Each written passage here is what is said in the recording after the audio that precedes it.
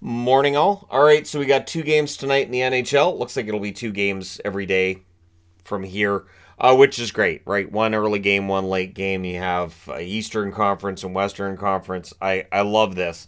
So 7 Eastern, 4 Pacific. We have Florida in against Toronto. Now, while I'm disappointed that Boston is out in the first round, I think this matchup is great. I think this is going to be fun.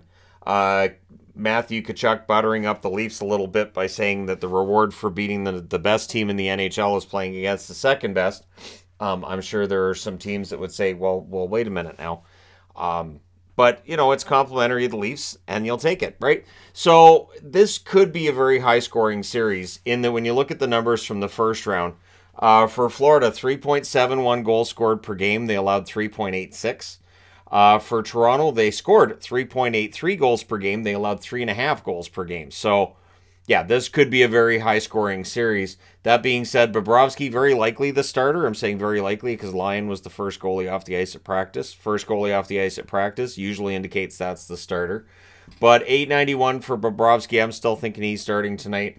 And Samsonov, a 900 save percentage at the other end of the ice. No surprise, Samsonov being the starter at all. Matt Murray has been skating, and I'm sure I speak for Leaf fans saying good for him.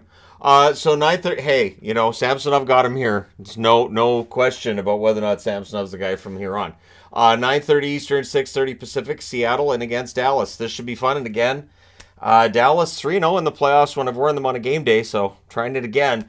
This is a different series, though. This is a different team, and I think this is going to be a tough challenge.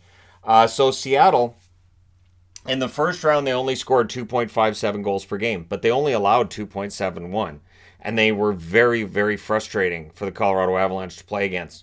So they will try to employ some of that same strategy against the Dallas Stars, who scored 3.5 goals per game in the first round. They've allowed 2.33. So this should be a very defensive series. And it's going to rely on the goaltenders too. Grubauer, 926 save percentage. Ottinger, 929 save percentage. One big difference between Dallas and Colorado is that Georgiev was good. Was he great? No. Ottinger is absolutely capable of being great. So this is going to be, I think, a tougher opponent for Seattle from that perspective. I don't think that Dallas has a guy that I would put in Nathan MacKinnon's sphere as of yet. But if they can go all the way to the Stanley Cup final and win it, then I can make the argument that they do. But Rope Hintz had a great first round, and Seattle will be looking to shut that down in the second round. So going over to news of the day now, Gerard Gallant may very well be out of a job after that Game 7 loss last night. I mean, they have to do something, right? The New York Rangers, after a long run last year, they're out in the first round this year. There is no guarantee from one year to the next what's going to happen. I love that about the National Hockey League. I really and truly do. And when you look at these matchups that we didn't expect in round 2, this has been great.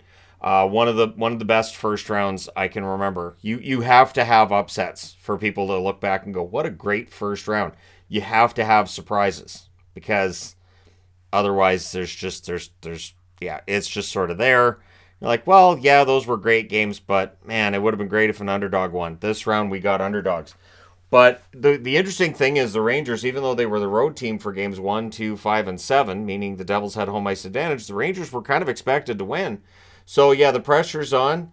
I don't think Kane comes back. Tarasenko, maybe, if he comes back on a cheaper contract. But for the Rangers, this was disappointing. And I think the disappointment, while it may cost Gallant his job, I think there should be some heat on Panarin as well.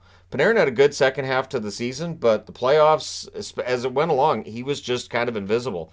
Full credit to the New Jersey Devils for making him invisible, but when you're paying a guy that much money, he shouldn't be invisible come playoff time. And so, yeah, the Rangers, I think, have some work to do in order to fix some deficiencies on that roster. Now, some signing news for today for all you fine people on the internet as well. Alexeyev has re-signed with the Washington Capitals. It is a 2-year deal worth an average of $825,000 a year. It is a one-way contract, meaning if he did end up in the AHL, he still gets his NHL cash. And so, yeah, that's a good deal for them. Good depth player. And Johansson is sticking around with the Minnesota Wild. So Minnesota, Bill Guerin having his discussions with the press before they all close up shop for the summer. Johansson signs a 2-year deal worth $2 million per season. Nice of Gallant to make sure this gets done before that, too. Johansson gave them really solid play after being acquired at the deadline. I thought that, he was great for them, great value. And that contract, I can't find any fault with that contract. There is virtually no risk to it. So 2 years, $2 million per season. Freddie Gaudreau is going to have surgery for an abdominal injury that he dealt with for the last 4 months of the season. So keeping in mind that Gaudreau on many nights was their hardest working forward, and some nights he was their best forward, it says a lot about Gaudreau's work ethic and his level of talent, and he's worth every penny they pay him. And Bill Guerin doesn't view the season as a failure. He is saying we didn't win the ultimate prize. We didn't win the Stanley Cup, so that's disappointing. But he doesn't view the season as a failure. And I don't think he should either. I think that, and that's a discussion we've had on this channel before, is that just because you don't win the Stanley Cup doesn't necessarily mean that your season was a failure. It just means you didn't win the Stanley Cup. So, I mean, we can have the discussion, too, about, the Minnesota Wild in the coming days, because I'll be doing videos on each of the teams that lost in the first round, including Minnesota. I'm sure, though, that for Minnesota fans that this season was a disappointment in how it ended. Again, they were in the hunt for first in the division, and then it just sort of petered out towards the end of the season, and then they're out in the first round. So a promising season ends the same way as so many others, but Guerin's trying to navigate it and keep them in the playoffs.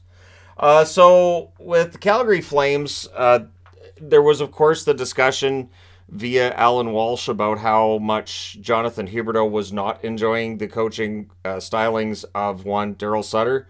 So Huberdeau has basically confirmed that, saying that Sutter didn't put the players in a position to succeed. Now, the argument's going to come up about, players putting themselves in a position to succeed because of how much money they get paid. But, yeah, if you have a negative coach, if you have a coach that's, I don't know, he's very much an old school style coach, that coach can have a negative impact on the team. It is odd. It is a strange job that you have as an NHL head coach. When your team does well, you may be told, well, yeah, your team did well, but look at that roster. How could things go wrong? And then when things go wrong, it's like, look at that roster. What did you do wrong? So that's kind of where we're at with the Calgary Flames. It will be interesting to see who gets brought in to get these guys all in line and all on the same page. But it was pretty clear that it was miserable in Calgary. I remember the game where they fell out of the playoffs, and they showed, and I mean like earlier in the season when they fell below the playoff line, and they showed that bench. That was one miserable team. Nobody looking back when the coach was talking. Nobody talking to each other on the bench. Just everybody looking straight ahead. Take your shift, look straight ahead.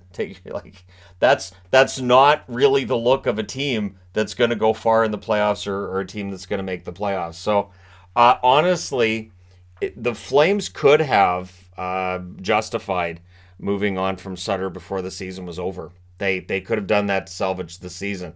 It would have looked odd, but there are there are precedents for that, where a coach will be fired late in the season in order to try to salvage playoffs and maybe go on a run. But yeah, Calgary's one of those teams that are going to be interesting to watch because there's enough talent there that they should bounce back. Huberdeau shouldn't be a guy who's around 60 points in a season. He should at least be an 85-point player. And so you need to bring in a coach who can do that. So same thing that Dallas did last year, bringing in Pete DeBoer. Same idea. Look for somebody who can drive the offense, loosen things up a little bit, and let guys be creative. So Tampa Bay dealing with injuries, and there's a lot of injuries that are out there, of course, from players who've been playing. Jeannot was dealing with a high ankle sprain, so that's really painful.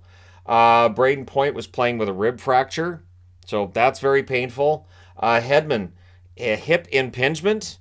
That just doesn't sound fun either. And hopefully, since it's related to the hip, hopefully the offseason, that just kind of takes care of itself. You don't want anybody on the blue line having hip surgery. That can be a career-shortening event. So all the best to Hedman, of course. Chernak with a concussion. Asimont had concussion symptoms as well. So yeah, it was one beaten-up team for Tampa. But I can basically guarantee that of the 8 teams that are still in the playoffs, you could probably put together a similar list for many of them.